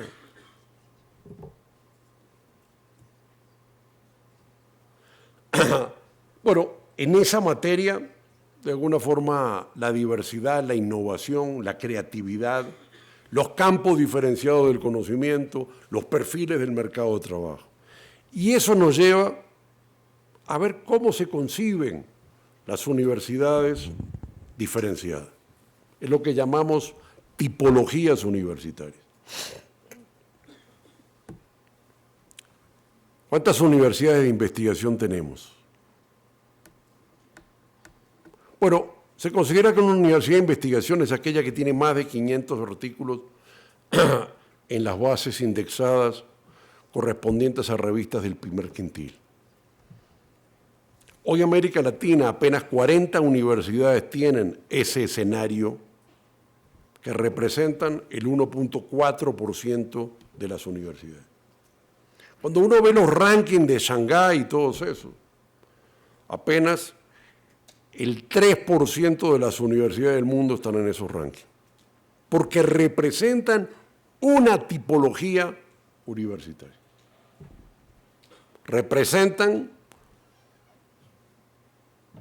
el mono que puede subir al árbol, no el pez que no puede subir al árbol. Bueno, de alguna forma lo que corresponde empezar a pensar en el mundo de la diversidad es, no en el mundo de las jerarquías, sino el mundo de las igualdades, de las diferenciaciones en las igualdades. Y, sin lugar a duda, es parte de la política pública y es parte de un escenario en el cual se van manifestando y se van marcando nuevas configuraciones universitarias. El reconocimiento de la diversidad se basa en la teoría del reconocimiento de Taylor. Yo existo no porque reconozco a los otros, sino porque los otros me reconocen a mí. Los sistemas universitarios deben construirse sobre la base de las especializaciones y de las funciones. Es muy difícil concebir el desarrollo si no logramos tener la diversidad de los sistemas universitarios mayores. El mundo tiene cerca de 400.000 certificaciones o títulos universitarios. Probablemente Colombia tendrá 7.000. Sin lugar a dudas, de nada le sirve tener una carrera universitaria, un certificado de especialista en Swahili, que es una lengua del África. No es pertinente. ¿Cuántas son las que serían pertinentes para el desarrollo de la nación? Algunos países solo tienen 10, 15, 20 especializaciones médicas. En Estados Unidos hay 200. En Brasil hace muchos años había 65. La 66 fue acupuntura como especialización médica. Solo podemos acceder al conocimiento a partir de división del trabajo y sistemas integrados que permitan movilidad, que permitan trabajar en conjunto. La expansión del conocimiento y en el mundo del capitalismo del conocimiento en el cual hoy, para bien o para mal estamos, implica expandir los sistemas universitarios, implica expandir la especialización de las funciones universitarias, implica diferenciar y diversificar las instituciones. Y eso pasa necesariamente por concebir nuevos paradigmas intelectuales, que es, no hay una universidad A sobre la universidad B, más allá de la historia, más allá de la calidad, más allá del perfil, sino que son funciones distintas dentro de nuestra sociedad.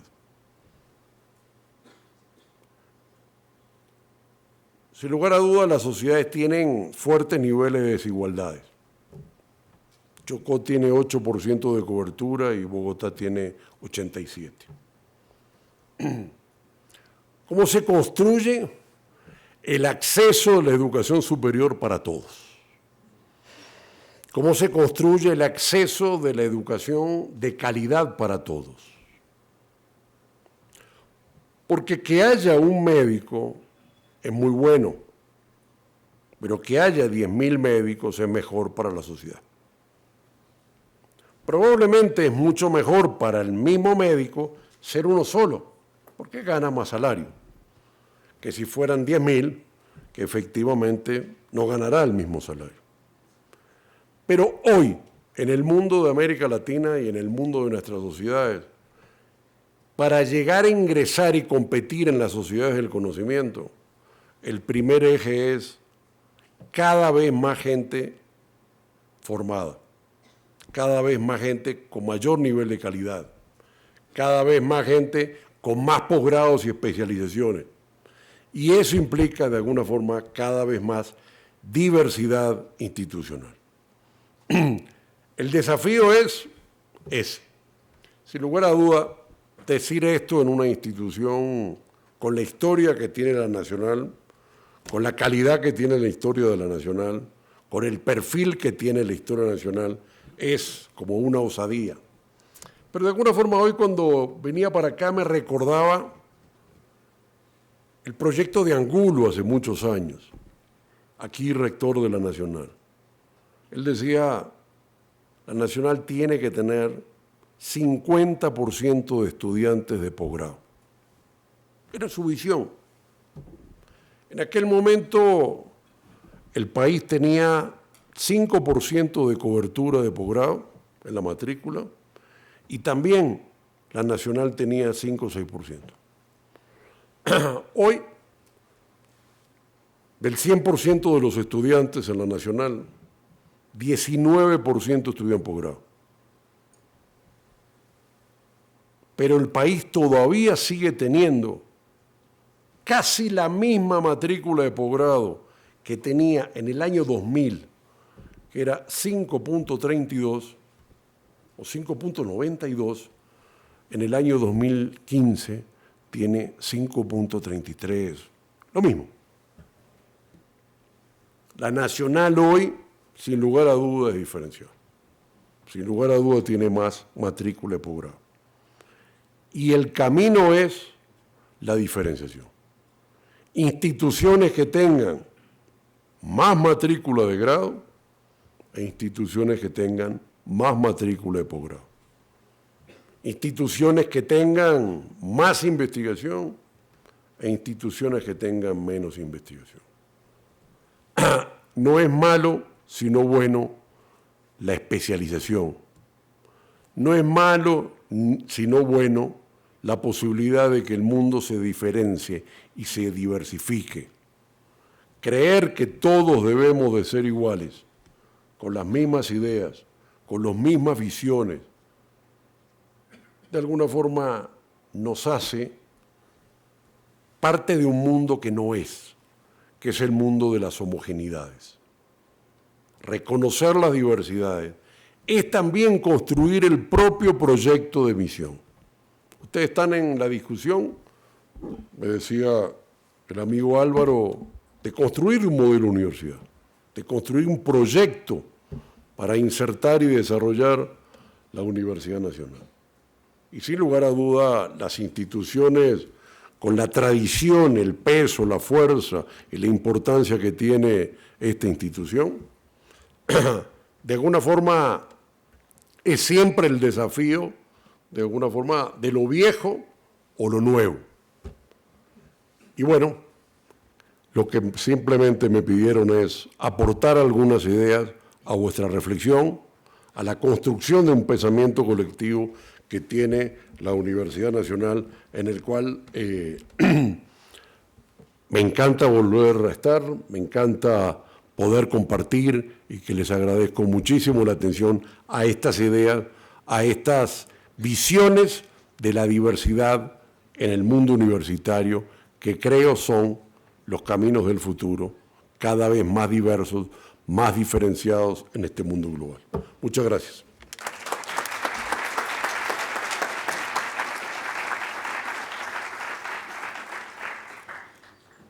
Sonido.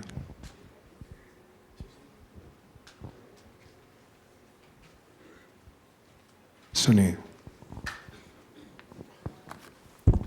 Bueno, mil gracias por la ilustrativa, documentada y panorámica visión que nos ha dado el profesor Claudio Rama sobre el devenir de las universidades, de los sistemas universitarios, que de alguna manera plantea uno de los aspectos sobre los cuales vamos a reflexionar en una sesión y en varias otras ocasiones del desarrollo de esta cátedra, y es el reto que tenemos como universidad para insertarnos, para movernos dentro de este mundo que se ha transformado, que ha cambiado, que se ha diversificado y que nos presenta retos para movernos dentro de él, pero también el componente institucional en cuanto a las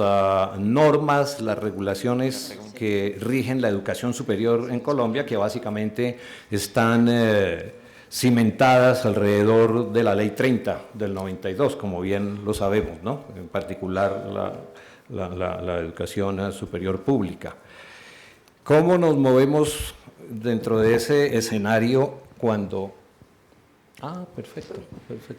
¿Cómo nos movemos dentro de ese escenario cuando la Ley 30 establece un modelo básicamente de universidad, para ser considerada universidad, ¿cierto? Que debe tener las misiones, las funciones misionales, tiene que tener docencia, investigación y extensión, y fuera de ahí es difícil que las instituciones se muevan, ¿no? Instituciones exclusivamente de docencia, y viene todo el reto para responder instituciones públicas, instituciones privadas, cuál es el perfil que se le debe dar a su perfil de formación, de investigación, etcétera. Y para nosotros, pues además están los temas de cómo acceder a recursos de financiación, etcétera, etcétera. En fin, repito, hay elementos suficientemente amplios, interesantes para seguir trabajando, para reflexionar sobre ellos e ir en la dirección a construir propuestas,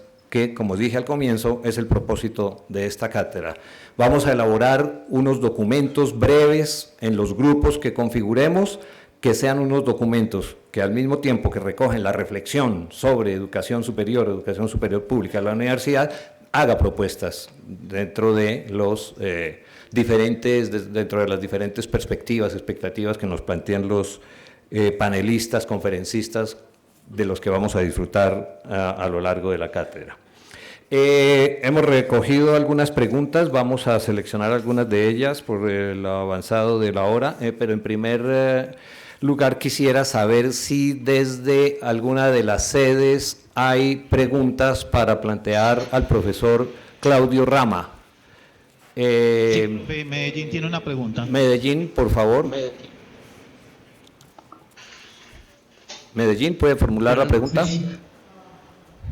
Sí, buenas noches. Mi nombre es Alejandro Palacio y tengo una inquietud acerca de un planteamiento que ofrecía el profesor acerca de que la reforma a la regulación,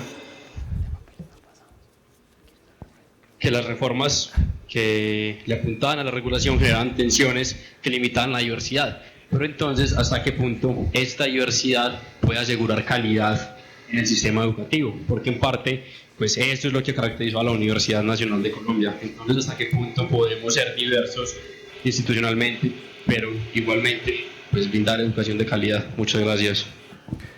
Recogemos las preguntas de las sedes. Palmira, ¿tiene alguna pregunta que formular?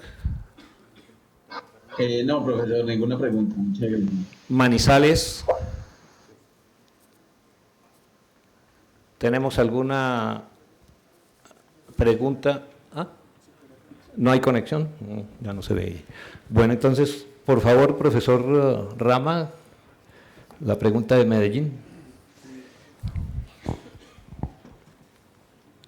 Sí, perdón.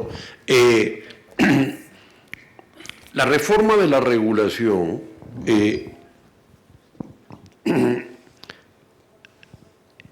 comenzó con cierta lógica ante el tema de la excesiva diferenciación y de los sistemas universitarios.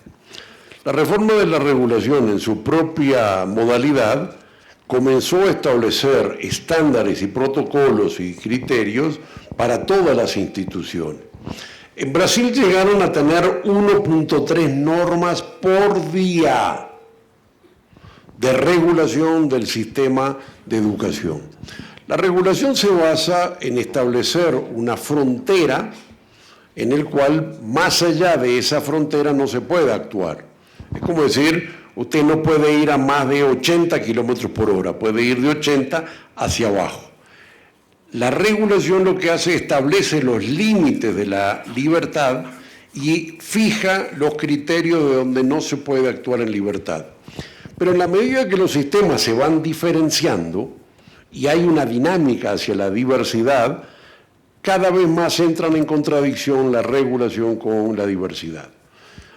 O sea, si uno dice todos los programas tienen que tener profesores de tiempo completo que las sedes tienen que tener 5 ejemplares de cada uno de los libros, aquella institución a distancia dice, no, pero los libros para mí no son presenciales. O sea, los criterios correspondientes a las regulaciones entran en contradicción con las diversidades de los mecanismos. Entonces, ese es el problema que estamos teniendo. Estamos teniendo una dinámica en la cual se establecen regulaciones que de alguna forma corresponden más para un tipo de institución, por una hegemonía política, por un momento coyuntural, por una variable determinada, y no para un sistema que cada vez es más diferenciado. Eso lleva necesariamente a que hay que establecer regulaciones atento a las características del sistema, ¿correcto? O sea que no es que hay una contradicción de la regulación, lo que se establece es que la regulación, para poder funcionar, atiende a las diferenciaciones. Entonces, la regulación para el posgrado no puede ser lo mismo que la regulación para el grado. Y la regulación para un doctorado no es la misma que la regulación para una maestría. Supongamos, el profesor tiene que tener doctorado o postdoctorado para ser profesor en este ámbito y no es la misma exigencia en otro lado. En la medida que las diversidades cada vez son mayores, se vuelven contradictorias y limita la estandarización, la homogeneidad, la regulación, limita la diversidad, limita las posibilidades de construir. Si tú dices que efectivamente el modelo es un modelo de educación presencial y el otro dice, no, yo quiero hacer un modelo de MOOCs y exámenes al final correspondientes a la certificación anual. Bueno, estás estableciendo criterios diferenciados. Y lo que estamos teniendo es en todos lados escenarios educativos totalmente diferenciados. Gracias, profesor Rama. Hay varias preguntas. Voy a ser más corto. Sí, por favor. Gracias. Hay varias preguntas que se refieren al modelo pedagógico. Dentro de esta diversificación, ¿cómo es decir, qué correspondencia debe jugar el ámbito de la pedagogía o de las pedagogías? Digamos, cada vez más tenemos pedagogía diferenciada. En la medida que salimos de los modelos de tiza, lengua y pizarrón que caracterizaron el sistema, estamos empezando a entrar en formas pedagógicas cada vez más diversas. Clases invertidas, utilización de laboratorios, simuladores, clases con 2 profesores, dinámica de confrontación a favor y en contra. Entonces, lo que tenemos es que pasamos de modelos homogéneos en todo su sentido a modelos cada vez más diversificados. Entonces, si la regulación no alimenta, permite la creatividad y la innovación, sino que la limita a un burócrata que fija cuál es el paradigma sobre el cual se construye, de alguna forma lo que acontece es una regulación más allá de la realidad. A mí, por ejemplo, me parece que una regulación, como tienen aquí, en el cual los parlamentarios hacen el currículum de una carrera como derecho, me parece una cosa absolutamente fuera de sentido, porque están estableciendo una relativa estandarización en un contexto en el cual corresponde a la diversificación. Hay un libro precioso de Radovan Rista, que es La Revolución Científico-Técnica. Rista era un checoslovaco, hace un análisis sobre la crisis de la Unión Soviética y explica que la crisis de la Unión Soviética es asociada a la regulación estandarizada en el campo profesional. Desde Moscú hasta Kiev, todos los abogados estudiaban igual, el currículum era idéntico, la pedagogía era idéntica. Y obviamente eso no responde las diversidades de competencias que tienen las sociedades y mucho menos los problemas jurídicos de la gente. Otra pregunta que se repite en algunos de los participantes. Al plantear un puente entre educación y mercado, ¿no se subsume la autonomía de la academia a los intereses empresariales?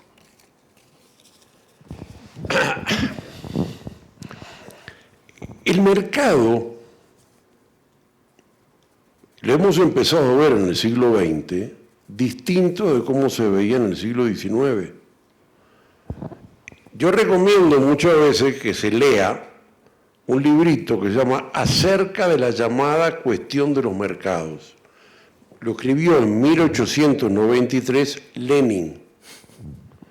Y revisar los textos de Engels sobre el libro de El origen de la familia, la propiedad privada y el Estado. Porque el mercado es el lugar de intercambio de conocimientos. Entonces, nosotros tenemos una visión de que el mercado es un escenario ideologizado, y yo no comparto ese escenario. Yo comparto una visión donde el mercado es el intercambio, o bien del siglo XIX, que es la lectura de Marx y Engels y Lenin respecto a cazadores y recolectores y el intercambio de los excedentes que tiene que ver con la especialización del trabajo, o el escenario del mercado como el intercambio de las competencias y de capacidades donde cada uno se especializa. El conocimiento y el mercado es lo mismo. O sea, el mundo del trabajo se mueve cuando se mueve el mundo del conocimiento. Cuando yo digo que son un puente que se apoya en arenas movedizas, es porque por debajo se mueven asociadamente. A medida que se crea un conocimiento, desaparece una competencia laboral. En el día que inventan la máquina de escribir en la computadora, desaparecen puestos y trabajos y perfiles de la máquina de escribir viejas. Entonces, la asociación separada entre conocimiento y mercado de trabajo no tiene basamento científico, ni tiene basamento histórico en las conceptualizaciones que se sostienen sobre la materia.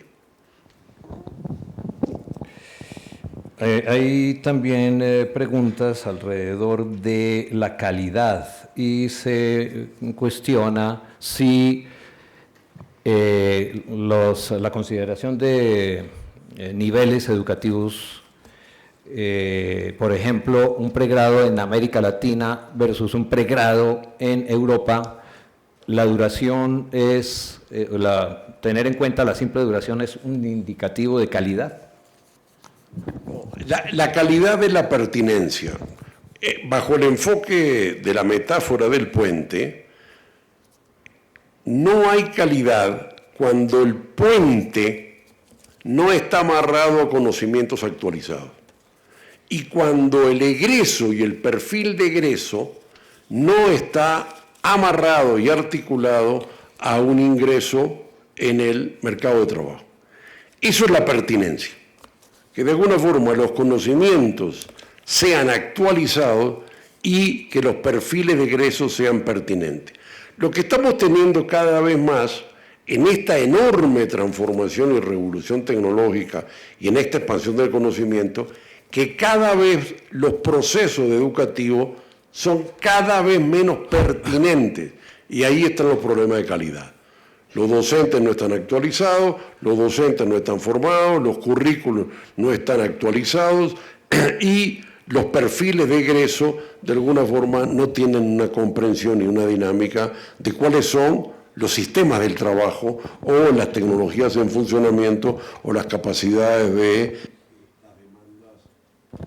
del mundo laboral. Calidad no es el establecimiento de un estándar. El estándar es la instrumentación de un concepto sobre la calidad. Y el concepto de la calidad tiene que ver con la pertinencia, ¿correcto? Que de alguna forma es en qué medida la misión de la institución responde a lo que ella plantea y obviamente que tenga actualizados los escenarios del mundo de los conocimientos integrados. El profesor Claudio Rama muy gentilmente nos ha concedido una amplia entrevista que saldrá mañana publicada en UN Periódico. Algunas de las preguntas que se han formulado aquí van a ser respondidas en esa entrevista, por lo tanto pues no veo conveniente repetirlas. Terminaría con una que hace referencia a los cambios de los paradigmas tecnoeconómicos que usted ha presentado como base de la transformación en los procesos educativos, en las instituciones mismas, en la configuración de sistemas universitarios, etcétera, están basados sobre un ideal de progreso que está ligado a la producción de mercancías, mayor producción de mercancías, mejoramiento de acceso, etcétera. pero sabemos el impacto que ha tenido este modelo de crecimiento económico sobre el ambiente y sobre la diversidad biológica. La pregunta entonces se refiere a que hasta dónde y cómo esta diversificación de saberes y esta diversificación puede atender ese problema. El mundo de la producción, de alguna forma, tiene impactos de una dimensión enorme que nosotros no tenemos en nuestra comprensión intelectual.